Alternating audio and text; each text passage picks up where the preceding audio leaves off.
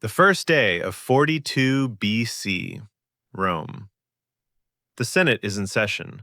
Many of the same men who, not 2 years earlier, watched Julius Caesar bleed out at a statue's feet. Today's motion? Make him a god.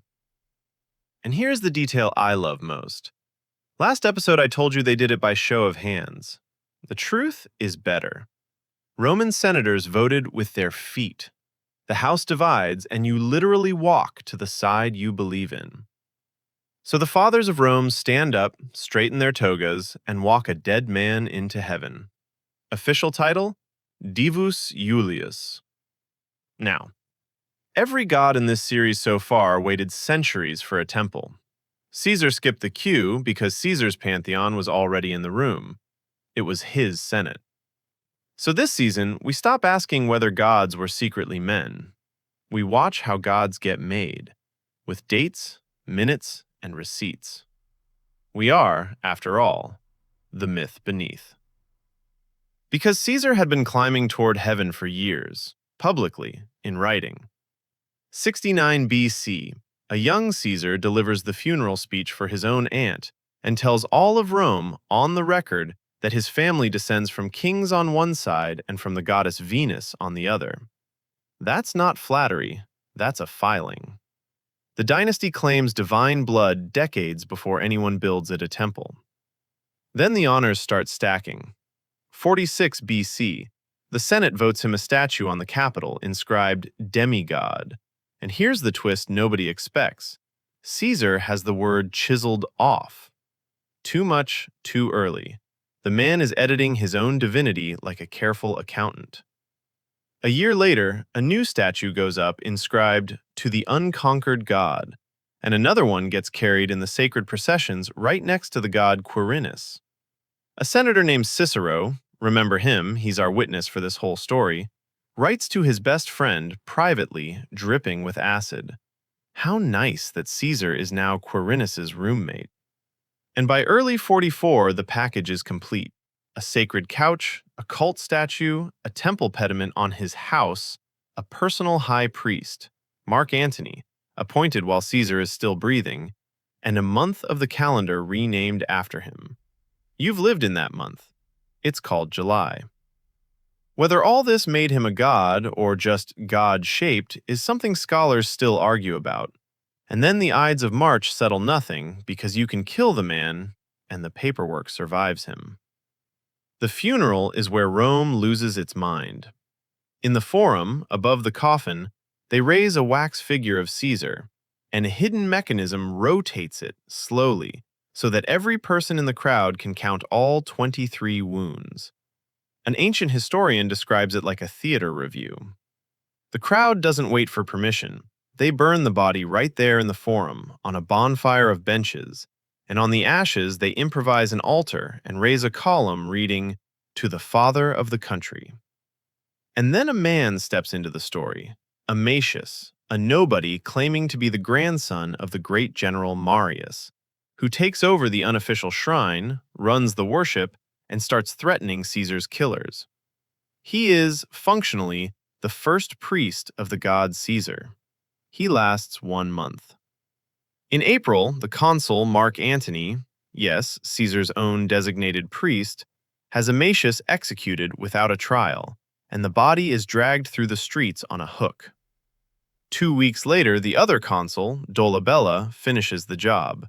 The column comes down, the altar is smashed, the site is contracted to be paved over, and the worshippers themselves go to the executioner, some off the Tarpeian rock, some onto crosses. And our witness Cicero? He writes to his friend, "Oh, my marvelous Dolabella." Read that sequence again, because it's the whole episode in miniature. Rome did not punish these people for calling Caesar a god. Rome punished them for making a god without a license. God-making was state infrastructure. The street had the faith, the Senate had the forms. Then the sky files a motion.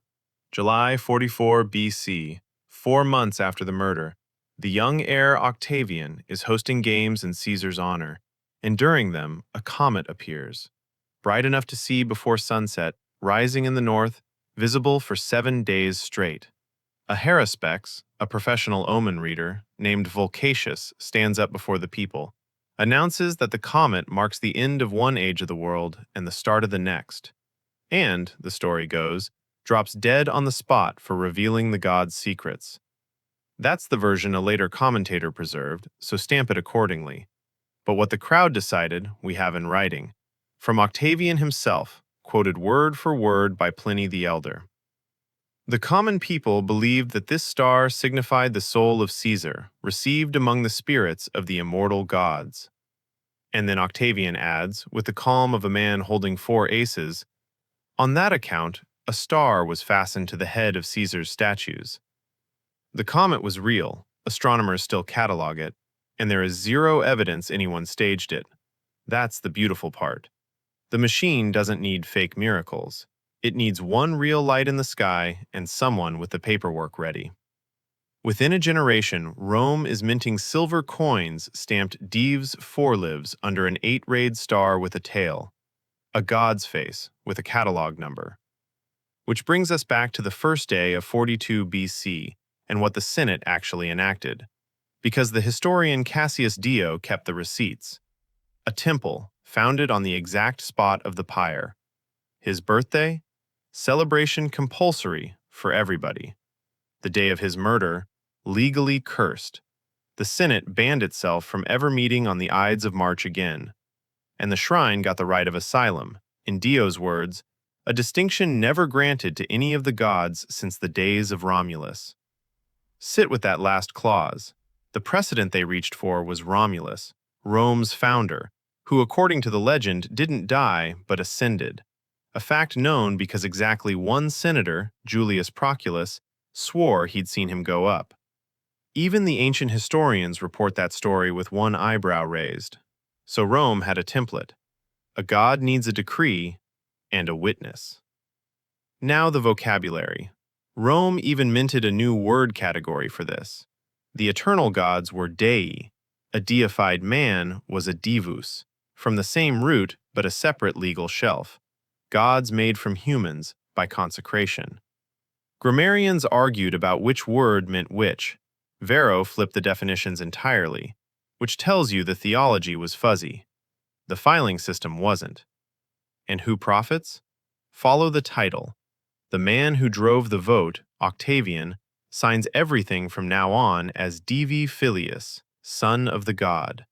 He wins the civil wars under that title, builds the temple on the pyre site, the same square meters where the unlicensed worshippers were crucified 2 years earlier, and dedicates it on the 18th of August, 29 BC, decorating its platform with the bronze rams of the enemy ships from Actium. Even Antony finally takes up the priesthood in 40 BC, after Cicero taunted him in a published speech. You're the god's priest, so why haven't you been inaugurated? Seize the day. The beneficiary of the vote was the man counting it. We have seen this move before, carved in granite with tax implications. But before the machine scales up, it closes one account. Because our witness Cicero, the man who laughed hardest at all of this, had already tried to use the machine himself. In 45 BC, his daughter Tullia died, and the great skeptic spent months of letters planning a shrine to make her divine, using a Greek word Rome barely knew yet, apotheosis. Grief wants the machine too. He never built it. What he built instead was Philippic 2, the speech mocking Antony the priest, and it cost him everything. December 43 BC. Proscribed by the triumvirs, hunted down, killed. His head and hands are nailed to the speaker's platform in the forum. 25 days later, the same 3 men walk Caesar into heaven, a few steps from where the head hung. The machine's loudest critic, silenced 25 days before the vote. After that, it's an assembly line. Augustus dies in 14 AD, and at his funeral an eagle is released from the pyre to carry the soul up. And a senator, Numerius Atticus, swears under oath that he saw Augustus ascend, Romulus style. Cassius reports that the widow, Livia, paid him 1 million sesterces for that testimony. A legionary earned 900 a year. That's 11 centuries of a soldier's pay for one eyewitness statement. Apotheosis with an invoice. Rome eventually files around 40 of these divi. The satirist Seneca writes a comedy about the process, the pumpkinification, where a dead emperor stands before heaven's senate and gets rejected. And the Emperor Vespasian, dying in 79 AD, looks around the room and delivers the greatest deathbed line in Roman history. Vai puto deus fio. Dear me, I think I'm becoming a god. One last stop, and it's today. Walk into the Roman Forum, past the ropes, to a low ruin with a semicircular niche. The remains of the temple of Divus Iulius on the spot of the pyre. Look down. There are flowers, fresh ones, left this week. Every Ides of March, Romans in togas reenact the whole story and lay bouquets on a 2,000-year-old altar to a politician. The machine's first product still has customers, and somewhere south, in that same year, 42 BC, an Egyptian noblewoman was buried with her prayer to a god 2,500 years in the making. 2 gods, 1 calendar year, 2 speeds. Which raises the question this whole season now runs on. Rome showed us the god-making machine with the lid off. Dates, votes, invoices. Greece never showed us the minutes of the meeting. But 3,000 years ago, somebody in Greece was pressing gods' names into wet clay. Payroll, rations, inventory. The machine is older than the myths. We're going to Greece, and we're bringing the receipts. Every name, date, and object number from today is in the description. Go check my work. That is still the entire point of this channel. And keep the oldest rule of the story in mind. The answers to the end are in the beginning.